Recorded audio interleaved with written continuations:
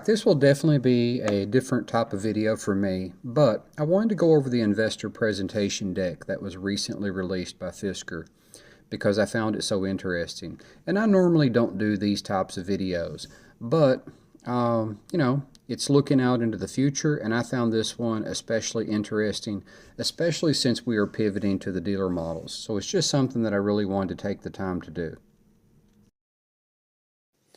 So, we've got all these models here, and, the Alaska coming up, and the Para derivatives, and the Ronin, and the Fisker 4C package, and even, the newest version of the Ocean, which is, the Malibu version, and the Para derivatives. We knew all that. But what we found out in this slide is that on page 6, we have a 7-seater SUV in the works.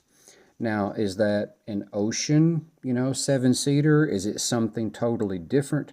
I think the Ocean would be kind of small to be a 7-seater, although you could squeeze one in the back. So I found that one to be very, very interesting. Now, I really hope that the 7-seater here is technically not a derivative of the Fisker Ocean. Maybe I shouldn't say derivative, just, the Fisker Ocean with 2 seats stuffed in the back. Now, we do know that the Ocean was originally designed on the platform to be able to accommodate 2 seats in the back, but I'm not so sure that's what they're going to do here, because just the way that it's named, 7-seater SUV, to me, that seems to imply that it's probably a whole new SUV, and I think that would be very good for the market. The market could use, a very creative, good-looking, good design 7-seater SUV. I think that would be a big hit in America if the price can come in right. Now, if we just take the time to look at the Ocean here, I mean, it's a fantastic value. Starting price basically right at $39,000 up to $61,000. The big disadvantage for Fisker is, it doesn't qualify for the federal tax credit where some other models would. But being such a new model and looking so good, it's not hard to justify paying a premium for such a good-looking SUV. I drive it every day. It's just a fantastic car, and I just can't say enough about it. So, if you're kind of new to Fisker and you're just catching this video, one thing that really stands out on the Fisker Ocean is the design. I haven't talked to a single person that doesn't find the design to be stunning.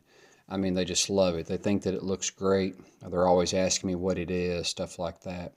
Now, on the slide up here, also this just sustainability factor. That really just doesn't mean a whole lot to me. I didn't buy the Fisker Ocean for the sustainability factor. I bought it because it was cool, fast, and fun. I mean, I love the features, the solar roof, and that stuff. But, I'm more about buying what I want and what I like, and I really like the Fisker Ocean. And, the Solar Sky roof and Hollywood mode and California mode, they really do make the vehicle special and just very, very easy to enjoy, especially on a daily basis. You just never get tired of driving it. Now, if you're unfamiliar with the Ocean, it does have 3 trims. My wife and I personally have the Ocean 1, which is, technically the exact same thing as the Extreme, with just a few minor badging differences and stuff like that. I think the screaming value for the everyday person is the Fisker Ocean Ultra. You get almost the same range, you get almost the same performance. Yeah, I mean, what's not to like about that? Just a super cool all-wheel drive SUV that's, got monster power and get up and go. But, if you don't need all of that range and you don't need or want, the super fast performance, then going with the front wheel drive Fisker Ocean Sport would be a great idea for a lot of people. So they may choose that because that simply fits their needs better. Okay, so you're watching my YouTube channel, and some of you might think that maybe I'm not very honest, and I just try to blow up the Fisker Ocean. I'm not wired that way. If I didn't like the Fisker Ocean, you'd be the first to know it. I mean, I just come right out and say it. But it drives great. It handles great. I mean, I look for reasons to drive the thing. But if you don't believe me, that's fine. Let's just look at some of the awards that it's won, and I'm just going to zip right through these. You know, it won the Red Dot Award. That's a pretty prestigious award. You know, that's something that pretty much every company out there guns for and hopes that they get it. And the Fisker Ocean did. You know, it won the Full Electric Vehicle of the Year award. You know, SUV of the Year award. The Danish Car of the Year award, the Car Wow Car of the Year awards for, you know, the UK, won German Design Awards. And the one that, you know, all those are important, yeah, but the one that I really like is Edmunds. It got the highest ranked midsize EV range. And Edmunds drove it and got 358 miles. So, you know, if you're thinking, well, you know, you don't get the range that's advertised in some of the EVs, and that is true, and you know, driving style does make a difference. But the Fisker Ocean killed it. You know, 358 miles, and it's rated for 360. So that is pretty amazing, and it did a great job there. So you know, if you're looking for a vehicle that actually gets the range that it's supposed to get, you know, the Fisker Ocean, right there it is. Now here we're simply looking at the, you know, future models. And the Ocean is in the picture because, you know, it's got the Force E up there, and then the Ronin, and then the Pear, and the Pear is going to have different derivatives. I think the one that most people are going to be the most excited about is the Alaska. I just find the Alaska to be just a fantastic looking truck. Now, personally, on the Force E package, I won't be interested in that. I mean, you know, I'm more of a street driving guy. But for those of you that go off road and want to do those type of adventures, you know, electric vehicles can really split the torque up and you know, through computers really change that. So some of you might be very interested in the Force E package. It's just not something that really appeals to me, though. Now, of course, I'm just speaking for myself, but I find the Fisker Alaska to just be a great looking truck. Now, I have reserved one. Not sure if I can afford one or not, though. You know, if Fisker don't get their act together and get the share price fixed. It's been brutal being an investor in Fisker. You know, they got such a great product, and then they've made some missteps here. But once they get these models out on the road, I think the Fisker Alaska is just going to be special. I mean, I look at it and I'm just like, it looks great. And then I like the specs of it, being able to convert the bed, you know. I can see 1,001 uses for that, you know, because I'm more of, you know, a trip to the Lowe's guy and Home Depot than I am, you know, really hauling heavy loads or towing heavy things. And I think that's the active lifestyle that Fisker has in mind for the Fisker Alaska. Now, the Pear is very interesting. It doesn't really appeal to me. Now, where I think the Pear is going to just be, you know, very desirable is for things like Ubers. I just think that that's a vehicle that will work fantastically well for an Uber ride. I also think it's going to be just gangbusters good for delivery services. So I think retail by itself will be interested in the Pear, but I think where Fisker will really knock it out of the park, if it's as good as it looks and it's, you know, as good as the specs think they are, you know, with the Houdini trunk and, you know, the heated or cooled storage area in the front there, I think it has the potential to be, you know, a disruptor in the Uber space and the delivery space. You know, the food service delivery space is, you know, really where I'm going with that. Now, as far as the Ronin, let's be real. You know, the air is pretty thin if you can afford a $400,000 car. You are in rare territory if you can afford that. But I think Fisker is simply going to use this car as a technology car, you know, mostly for their R&D. So hopefully the Ronin can fund their R&D. Now, I actually found this slide very interesting because it shows you where Fisker is going in terms of, how they are viewing their cars. 20% for classic engineering, 20% for EV powertrain. But look at where they are spending most of their time. Electrical, electronics, and software. And everybody knows, or at least they should know, that EVs are computers on wheels.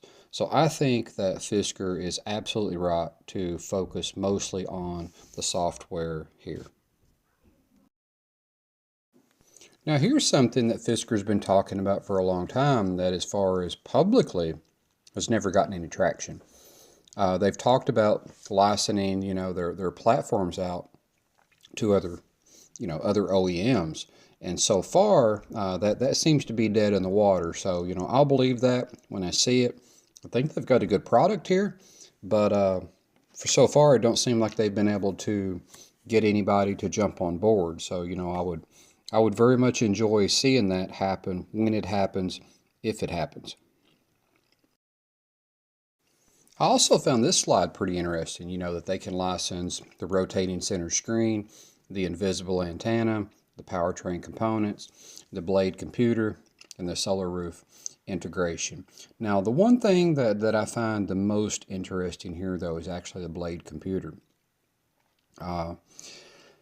I don't know exactly what all it's going to be able to do or how good it's going to be, but we'll find out. And that could be something that could, very well be very lucrative for Fisker in the future. Now, this is actually the slide that actually made me want to do this video and talk to you guys. The Fisker Intelligent Pilot. I am so excited about that. So I'm going to come back to that one and just kind of look at the slide on the left and the slide on the right. Let's start with the slide on the right about the invisible antenna. You just don't see it. So Fisker has done a good job hiding the antennas in, weird spots from what we're used to, body panels, mirrors, stuff like that. And then the electronics in the Fisker Ocean have gotten so much better in a short period of time. So I do think they are going to be class leading, and it has an audio system that is just the best that I've ever experienced. And the OTA capabilities, they just keep getting better and faster. So that leads me into why I wanted to do this video in the first place, which was the Fisker Intelligent Pilot. That's going to become active in, let's see, January, February, March, and April.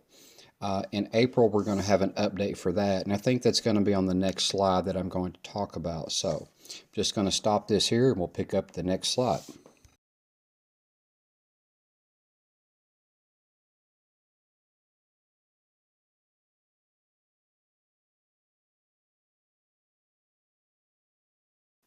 Okay, it wasn't the next slide. The next slide is in-house software development. I didn't want to skip that.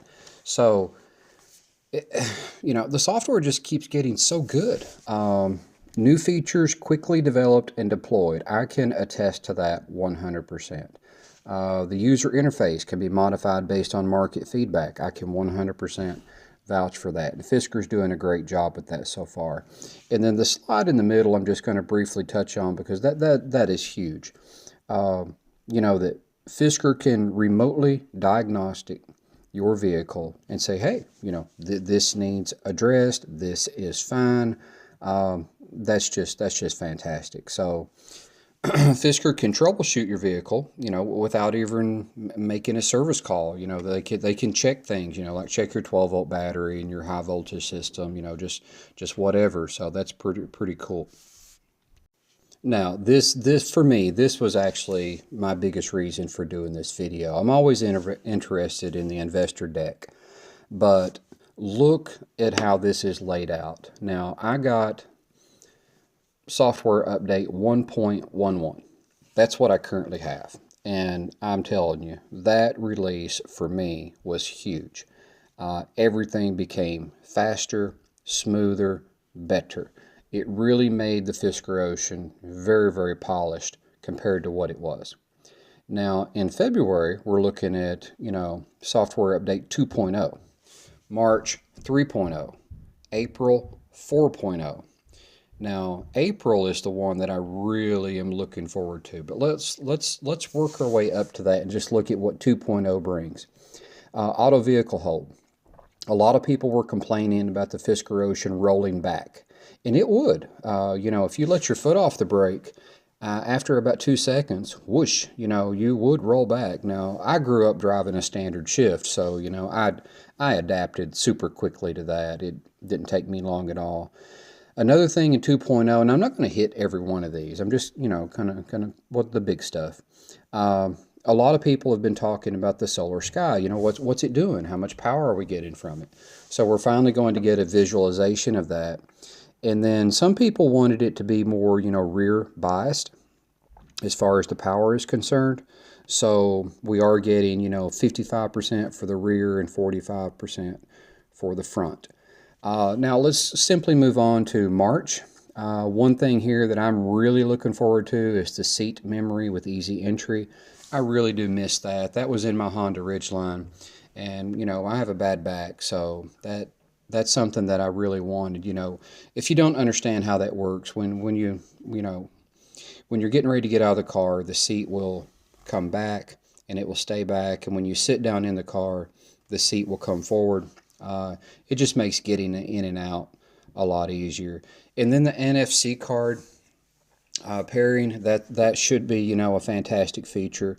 That's going to be another way for us to get in and out of the car. So that's always beneficial. And then Alexa, we're going to get to use her inside the car. Alexa do this, Alexa do that, and I'm sure over time that will only get better and better. And then the big update, 4.0. We get hill descent control, one pedal driving, torque vectoring, vehicle to vehicle dongle, pet mode, cabin preconditioning, workshop mode. Not sure what workshop mode is exactly. Snow and ice drive mode. Now I could guess on workshop mode, but I'm not going to. And then the one that I'm really looking forward to is all these ADAS features, all these safety features coming online and being active for us, especially adaptive cruise control. I so look forward to that because, as early Fisker Ocean owners, here we are, we're paying for 4D radar, and we knew it was going to come in stages, so that's not a big surprise. But it's just a feature that you really want to have. And so when April rolls around and I get my Ocean and it says you have an update available, I am going to be one happy dude, and I'm going to update that thing just as fast as I can and do videos over it. Now I want to end the video by talking about the dealer model, how Fisker is transitioning from being online and sales online to transitioning to the dealer model. And the one thing that has really held Fisker up so far has simply been logistics. Whose fault is that? That's unclear, but Fisker has simply not lived up to its own guidance. So I think Fisker is very smart to open their sales, however we should word that, open their Fisker Ocean up to the dealer model. Now, I've never been a fan of dealers. I want to be very clear on this. I've quite often called dealers stealers. I call them stealer ships. And this was difficult for me as far as, going from online only to dealers. But, and I want to be very clear on the but, what I like about the dealer network is two things. One, it basically solves Fisker's issues in one big swoop. Fisker's biggest issue was logistics, getting the Fisker Oceans to the customers. And that seemed to be a much bigger challenge because of Odessa, and somebody didn't think things through well enough to know that just came with its own set of issues. So now they're switching to the dealer network. Now the second thing that I really like about the dealer network is it's a no haggle dealer network. We're allowed. I guess I should throw in the lawyer language and the asterisk. But I think what most of us get frustrated with is, might be a reflection in these glasses. I think I can see well enough to do this without them. I think most of us don't like haggling. we get on Amazon, we buy something, we don't say, hey, I'll give you $7 for a $10 item. We don't do that. We don't go in Kroger and say, I'll give you, $5 for a $6 pack of bacon. We don't do that. But then you go to the dealership and 10 people go to the dealership and all 10 people pay a different price. And I have always found that to just be ugly. I have personally found it to be unethical. And, people are going to make their own judgments about that, but for me, I've always said I could never be a car salesman. Now, here's the deal. With a no hackle policy, I could be a car salesman. I'm pretty good on cars, and, I'm pretty good on the Fisker Ocean. I would be an excellent salesman for a Fisker Ocean with a no haggle policy. I couldn't hoodoo somebody though. I'm not wired that way. So Fisker is calling it a win-win-win, and they're calling it a win for the consumer because of the no haggle. They're calling it a win for the dealer because the dealers, if you don't understand this, the dealers have never had a pure EV play to sell on their lots. Yeah, Ford might make one, Chevy might make one, but these companies are the legacy players. They have spent the last decades and decades and decades and decades building internal combustion engines, and they're very good at it. But they're not terribly good or interested in electric vehicles, and just right here recently, we've got, Ford scaling back, Chevy scaling back, saying they're going to go, the plug-in hybrid route, stuff like that. And it's a win for Fisker because, we're going to get the dealer networks, we're going to get the service, and most importantly, we're going to get paid. Just as soon as those Fiskers get dropped off on the lots, Fisker is going to get paid for those Fisker Oceans.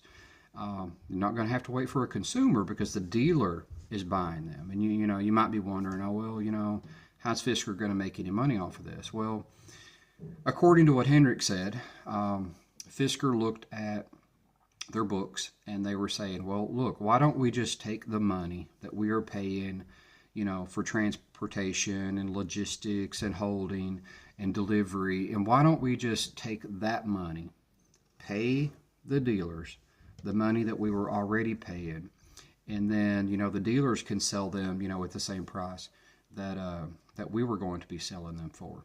So margins should theoretically be about the same or even slightly better, just depending on how efficient everything goes. So I think Fisker moving to the dealer network was a very smart move. And, only time will tell how smart it was. So, hope you enjoyed the video. And if you've never, subscribed to my channel, I would really appreciate that. I'm just trying to grow my channel and get accurate, I want to be very clear on that, accurate information out about Fisker and the Fisker Ocean. So, thanks a lot. Thanks for stopping by. And until next time.